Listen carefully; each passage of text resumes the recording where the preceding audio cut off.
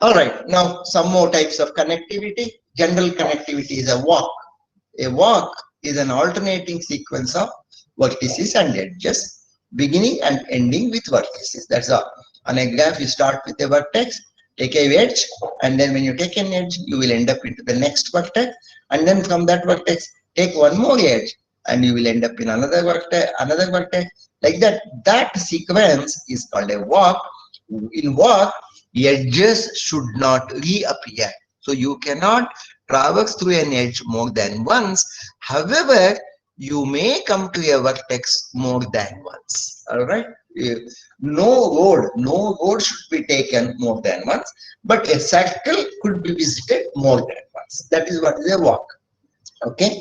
All right. Now, path is little restricted. A walk without even visiting the vertex second time. It is a walk. Path is a walk, but here in the walk we had permitted vertex could reappear or circle could reappear, whereas here to the same circle should not come back also. That is path. So number of edges in the path is called path length theoretically, whereas in a weighted graph it is called the distance. Okay, path distance. Number of edges in the path is called path length, whereas the distance in a weighted graph is the sum of the weights of every edge. All right. Okay. All right. So distance is the minimum path length of all possible paths. If there are many paths between the two vertices VI and VJ, minimum path length gives the distance. All right. Minimum path length in case of the theoretical definition in terms of only edges.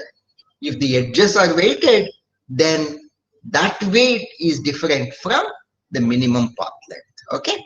Closed walk. Closed walk is if you start with the vertex and come back to the same vertex, then it becomes a closed walk. Walk, of course, you can visit any other vertex more than once. Whereas in a circuit, which is a closed walk, it is a path except the start vertex, except only one vertex. From where you start and end, all other vertices should be visited once and only once. So it's a closed path. It's a circuit. Circuit naturally we will be interested in. The path length becomes the circumference of a circuit in case of a circuit. That's all. Okay. So these are some of the elementary connectivity, but these elementary connectivity would solve many problems. We will see which are the types of problems that we would be dealing with. So now I am interested in extracting the paths. Okay. I'll just give you the button. You are going to develop the algorithm starting from A matrix or from X matrix. I have made my life very simple. I have put a picture and I shall explain through the picture, which is not the right way of solving the problem. To solve the problem, we'll be starting with its data structure, the A structure or X structure. In whatever the form you define this data structure, okay? But the representation is incidence or adjacency matrix. So I have got to, let us say, I want to find out the path from A to E, So you can see here, this is one path, P, Q, U, made up of edges. P, Q, U is one path.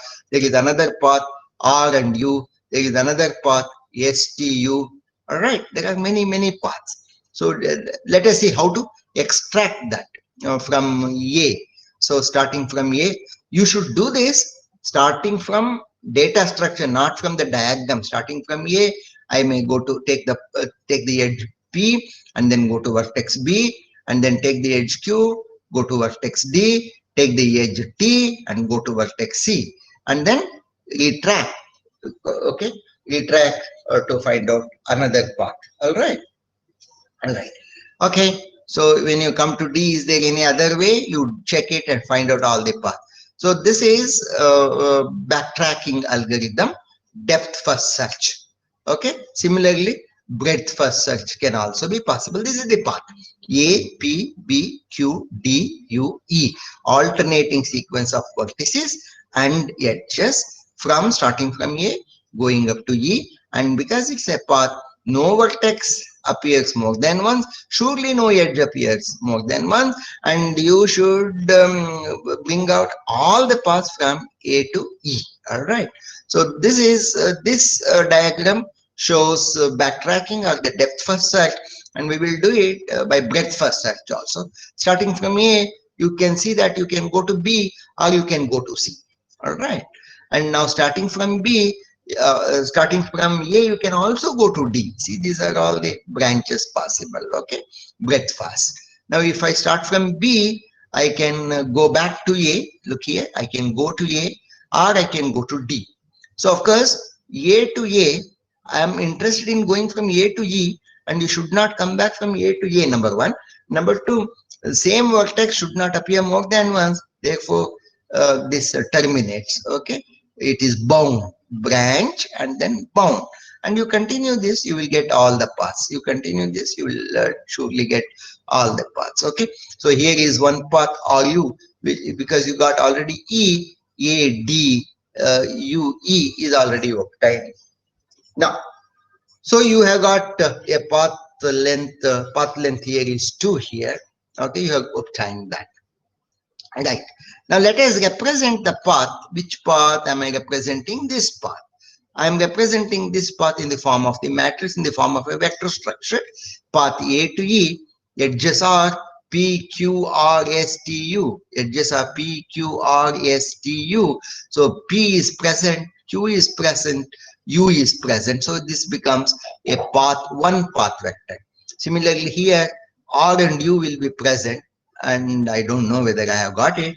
Anyhow, if R and U is present, R will be 1, U will be 1, P will be 0, Q will be 0, S will be 0, T will be 0. So it's another path. So it is a slow movement towards path matrix. I'm constructing a path matrix. Okay, so this is one path. All right, like that there can be several paths. If all those paths are put together, then I will get a two-dimensional matrix structure. However, although here, incidentally here, P, Q, U are in the same sequence as in the path. This is very incidentally, okay, but it may not be true all the time. Had I written Q here, had I written U here, see P, U and Q here, then how to trace the direction in this? Although I mentioned it as vector, the direction would get lost because it depends upon the sequence in which you write down the edges. So how to trace the direction is the problem here in the path matrix. Though we call it as a vector, strictly it loses one aspect of the vector called automatically it does not show the direction. You have got to write a code to extract the direction also, which surely again depends upon A matrix or depends upon the X matrix. From there only you have got to decipher the direction. Okay, how to trace the direction. So path matrix. So collection. So it is, if you specify the two vertices X and Y, the path matrix has so many paths. Okay, has so many paths, number of paths versus number of edges. So number of paths cross number of edges, P cross E. All right, so this is P cross E. Remember what is incidence matrix? Incidence matrix is N cross E. This is P cross E. P cross E. So if path matrix is transposed, it becomes E cross P. Incidence matrix is N cross E, and path matrix is P cross E. And if you transpose it, this becomes E cross P. Therefore, these two are multipliable. A into P transpose can be done. All right, what is good? What is that going to give? You find out. You do it. Okay, you do it. All right. So each row in a path vector, each row is a path vector. A column of all zeros. See, in the path matrix, if there is a column which contains 0 everywhere for every path, it simply tells that that edge is not present in any path between these two vertices, isn't it? And you cannot have a particular row fully made up of 0 because that does not get entered into the path matrix at all. That is what has been written there. A column of all zeros, an edge that is not in any path, and a column of all ones, an edge that is present in every path. All right.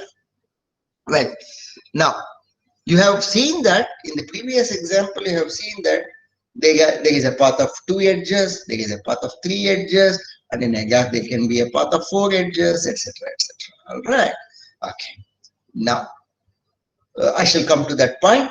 If there are two different possible paths between two end vertices, then if you take the ring sum of these two paths, there must be a circuit, isn't it? There must be a circuit, but you have got to prove it. There are two paths. I'll again go to the graph itself. There is one path here, there is one more path here. These two are the two different paths, and if you take the ring sum of these two paths, it must contain one circuit, isn't it? It is containing one circuit. You take any path, this path, as well as this path, you take the ring sum union, then there must be at least one circuit. That's what it is. That's what P1 ring sum P2 corresponds to a circuit or an edge disjoint union of circuits. All right. Okay. So this is exactly, already I made you to imagine this. A incidence matrix is N cross E, P is P cross E. Therefore, A P transpose under mod 2, what is it going to give? Why it should give that? Find out. Okay. Find out. Now, look at the adjacency matrix. In adjacency matrix, it is a matrix of vertex to vertex, vertices cross vertices, N cross N. So adjacency matrix straight away gives all paths of length 1, isn't it? If there is an entry 1 between some two vertices, it indicates that there is a path of length 1 between those two end vertices.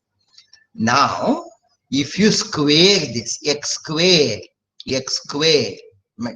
this matrix, then it will give the number of paths of length 2. If you cube it, it will give the number of paths of length 3. Like that, x to the power k. So you keep on increasing the power. At one stage it will all become, the matrix will all become zeros, telling that there are no paths between any pair of vertices of length more than so much. All right, it just concludes that. Therefore, what is the maximum length? What is the minimum length is visible in X matrix itself. Minimum length has got to be of length 1 only. But what is the maximum length? You go on powering that. This advantage is not available in incidence matrix representation. This advantage is available in this representation, the adjacency representation. Square it, cube it, go on doing that, you will get it. Okay. All right. Okay.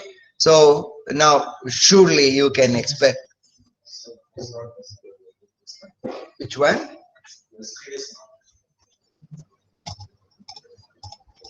Okay. Oh, hope you have understood this. X square, x cube, etc. All right. Not under mod 2. X and x should not be multiplied under mod 2. It is a general multiplication. X into x, yeah, x square into x, x cube into x, like that. Okay. All right. But to start with, it is a binary matrix. So if it is undirected, or if it is you are not taken care of, in a simple version, it's a binary graph. Okay. Okay. All right. Now, when you are deriving all the paths, and when you put, can I just mark it here? It is like V2 to V3. If I mark it here, it should give the path matrix of all paths between V2 and V3. This is what I should think of, a link which connects, which provides the path matrix between Vi and Vj. This, of course, a path matrix, but then the path direction will not be known. So to get that path direction, you should write a supplement algorithm, which again should depend upon the adjacency matrix on that path to trace the direction, either the adjacency matrix or the incidence matrix again. Okay.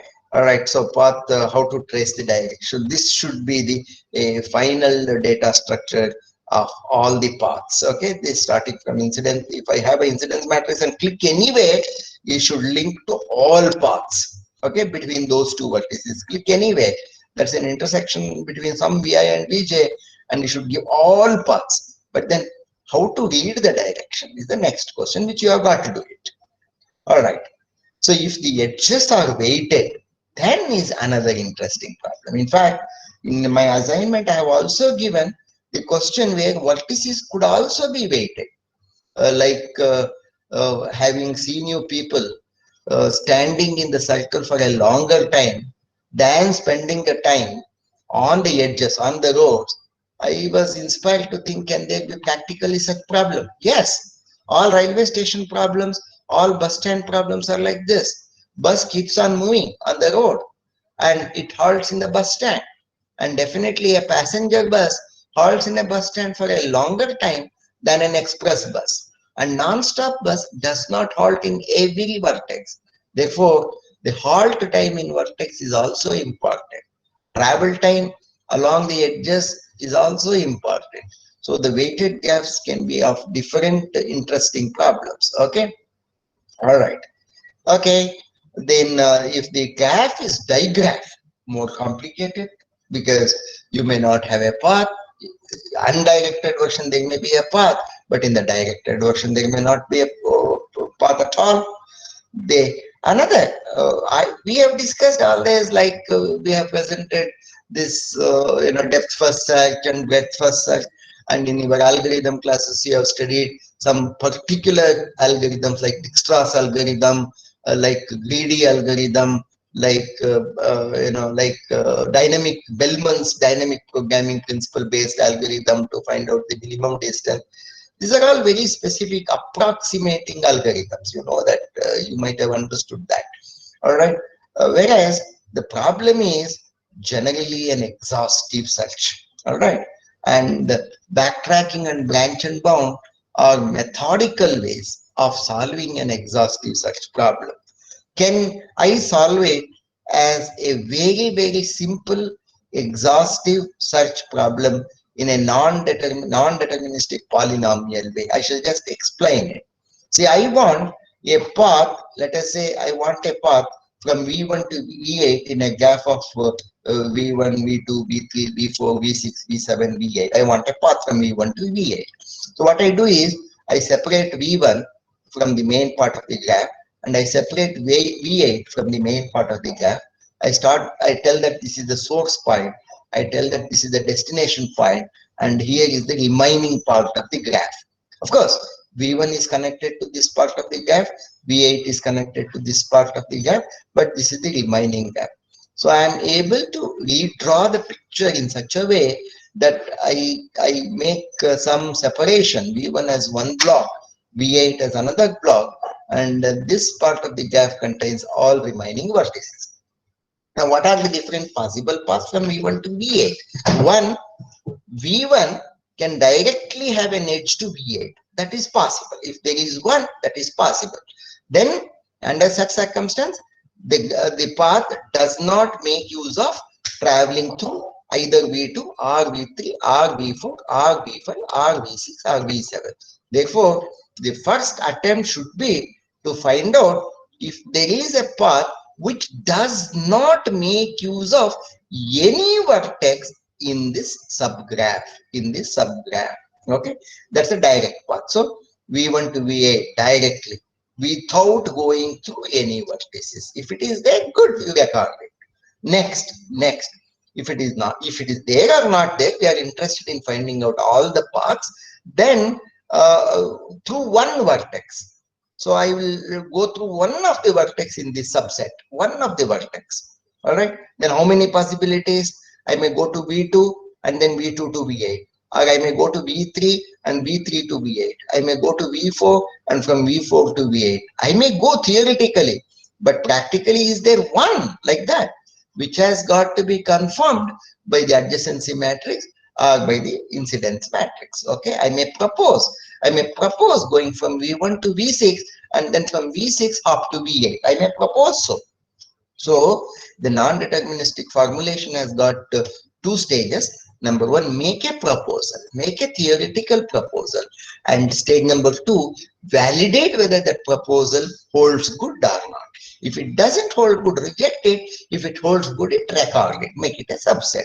So V1 through one vertex to V8. So how many possibilities? V1 to V2 to V8, V1 to V3 to V8, V1 to V4 to V8, like that, all possibilities. Then comes two, two vertices, okay, like V1, let us say two vertices. I would make use of two vertices, V2 and V3. V1 to V2, then V2 to V3, and then V3 to V8. Is there a possibility? See, now if I take two vertices V2 and V3, this is also possible. V1 to V3, V3 to V2, V2 to V8. That is also possible. So how many possibilities? You work out how many possibilities. Okay, how many possibilities you work out. All right.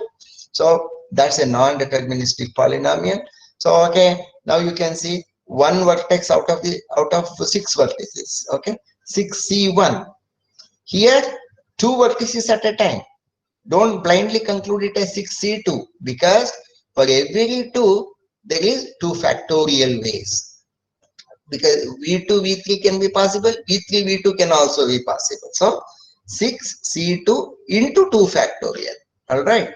So like that, 6C3 into 3 factorial, 6C4 into 4 factorial. So many ways you have got to find out, you have got to run to find out all possible connectivities. All right. Okay, this is essentially an interesting problem in deciding the bus routes, city bus routes. In big cities like Delhi, Calcutta, Bombay, Bangalore, city bus routes have got to be done, and you have got to work out. In fact, the whole idea of city bus routes, that it should touch as many extensions as possible. All right.